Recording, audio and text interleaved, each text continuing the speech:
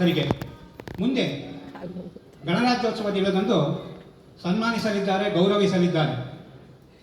ಈಗ ಅವರು ನಿಮ್ಮನ್ನು ಉದ್ದೇಶಿಸಿ ಒಂದೆರಡು ಮಾತಾಡ್ತಾರೆ, ಒಂದೆರಡು ಹಿತವಚನಗಳನ್ನು ಸಹಿತ ಹೇಳ್ತಾರೆ. ನಾನು ಹೆಚ್ಚಿಗೆ ಮಾತಾಡೋಕ್ಕೆ ಇಷ್ಟಪಡೋದಿಲ್ಲ, ಹಲವಾರು ಕಾರ್ಯಕ್ರಮ ಅವ್ರಿಗೂ ಇದೆ ಸಹ.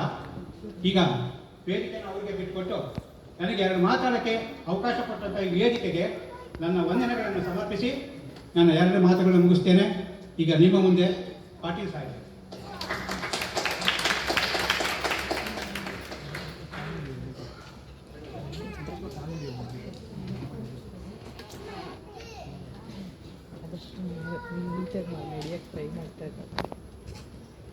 ಕರ್ನಾಟಕದ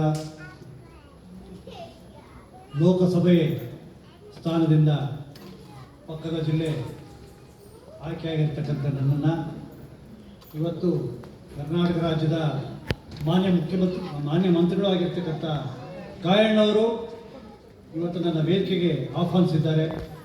ಹಾಗೂ ನನ್ನ ಎಲ್ಲ ಗ್ರಾಮಸ್ಥರು ಮತ್ತು ಇಲ್ಲಿ ಸೇರಿರ್ತಕ್ಕಂಥ ತಮಗೆಲ್ಲರಿಗೂ ಕೇಂದ್ರ ಸರ್ಕಾರದ ವತಿಯಿಂದಲೂ ಹಾಗೂ ನಮ್ಮ ರಾಜ್ಯದ ವತಿಯಿಂದಲೂ ನಿಮ್ಮೆಲ್ಲರಿಗೂ ನಾನು ಅಭಿನಂದನೆಗಳನ್ನು ಸಲ್ಲಿಸ್ತಾ ಇದ್ದೇನೆ.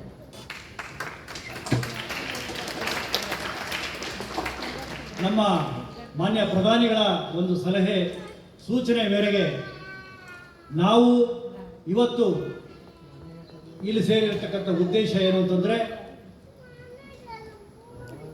ನಮ್ಮ ಮುಂದೆ ಇವತ್ತು ನಡೀತಾ ಇರತಕ್ಕಂಥ ಈ 78ನೇ ಸ್ವಾತಂತ್ರ್ಯ ದಿನಾಚರಣೆಗೆ ನನ್ನನ್ನು ಬರಮಾಡಿಕೊಂಡಿದ್ದಕ್ಕೆ ನಾನು ಆಭಾರಿಯಾಗಿರುತ್ತೇನೆ.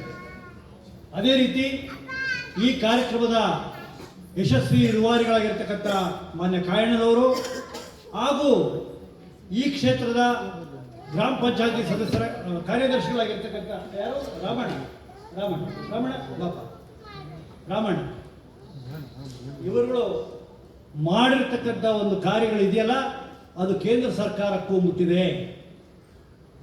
ಈ ವಿಚಾರಗಳನ್ನು ಮಾನ್ಯ ಪ್ರಧಾನಮಂತ್ರಿಗಳ ಗಮನಕ್ಕೆ ತಂದು ಮುಂದೊಂದಿನ ಅಂದರೆ ಗಣರಾಜ್ಯೋತ್ಸವದ ದಿನದಂದು ಇವರಿಗೆ ಅತ್ಯುತ್ತಮ ಗ್ರಾಮ ಸೇವಕ ಎನ್ನುವ ಒಂದು ಪ್ರಶಸ್ತಿಯನ್ನು ಕೊಡಮಾಡಬೇಕು ಅಂತೇಳಿ ಕೇಂದ್ರ ಸರ್ಕಾರದ ಮಾನ್ಯ ಪ್ರಧಾನಿಗಳನ್ನು ಮತ್ತು ನಮ್ಮ ಸಚಿವದ ಎಲ್ಲ ಕ್ಯಾಬಿನೆಟ್ ಮಿನಿಸ್ಟರ್ಗಳ ಹತ್ರ ನಾನು ಒತ್ತಾಯ ಮಾಡಿ ನಮ್ಮ ರಾಜ್ಯದ ರಾಮಣ್ಣನಿಗೆ ಈ ಅಭಿನಂದನೆಗಳನ್ನು ನಾನು ಕೊಡಮಾಡ್ತೇನೆ. ಇದಕ್ಕೆ ನಿಮ್ಮೆಲ್ಲರ ಒಪ್ಪಿಗೆ ಇದೆ ಅಂತ ನಾನು ಭಾವಿಸ್ಕೊಂಡು ಇಷ್ಟೊತ್ತು ನಿಮ್ಮ ಮುಂದೆ ಹುಚ್ಚನಂತೆ ಅಭಿನಯಿಸಿದಂತಹ ಹುಚ್ಚನಲ್ಲ, ಅವನು ರಾಮದಾಸನಲ್ಲ, ನಮ್ಮ ಕೇಂದ್ರದ ಸೆಂಟ್ರಲ್ ಬ್ಯೂರೋ ಆಫ್ ಇನ್ವೆಸ್ಟಿಗೇಷನ್ ಅಂದರೆ CBI ಅಧಿಕಾರಿಗಳಾಗಿರ್ತಕ್ಕಂಥ ರಾಮ್ ಸಿಂಗ್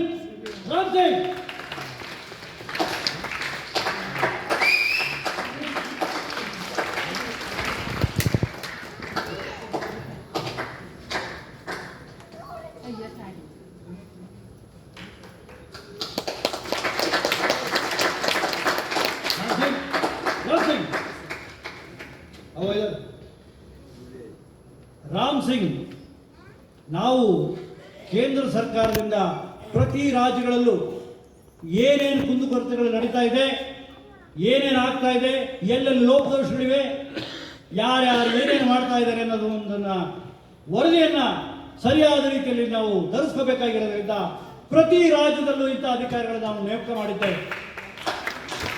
ಅದೇ ರೀತಿ ಈ ನೇಮಕ ಆಗಿರ್ತಕ್ಕಂಥ ಅಧಿಕಾರಿ ಈ ಗ್ರಾಮದ ಎಲ್ಲ ಕುಂದುಕೊರತೆಗಳನ್ನು ಮತ್ತು ಸರಿಯಾದ ರೀತಿಯಲ್ಲಿ ವರದಿಯನ್ನು ನಮ್ಗೆ ಒಪ್ಪಿಸಿದ್ದಾರೆ. ಆದ್ದರಿಂದ ಈತನ ನಾನು ಶ್ಲಾಘನೆ ಮಾಡ್ತಾ ಇದ್ದೇನೆ. ಇನ್ನು ಹೆಚ್ಚಿಗೆ ನಾನು ಮಾತಾಡಕ್ಕೆ ಹೋಗಲ್ಲ, ಸಮಯದ ಅಭಾವ ಇದೆ. ನನ್ನ ನಮಸ್ಕಾರಗಳನ್ನು ತಿಳಿಸ್ತಾ ನನ್ನ ಮಾತುಗಳು ಮುಗಿಸ್ತಾ ಇದ್ದೇನೆ. ನಮಸ್ಕಾರ.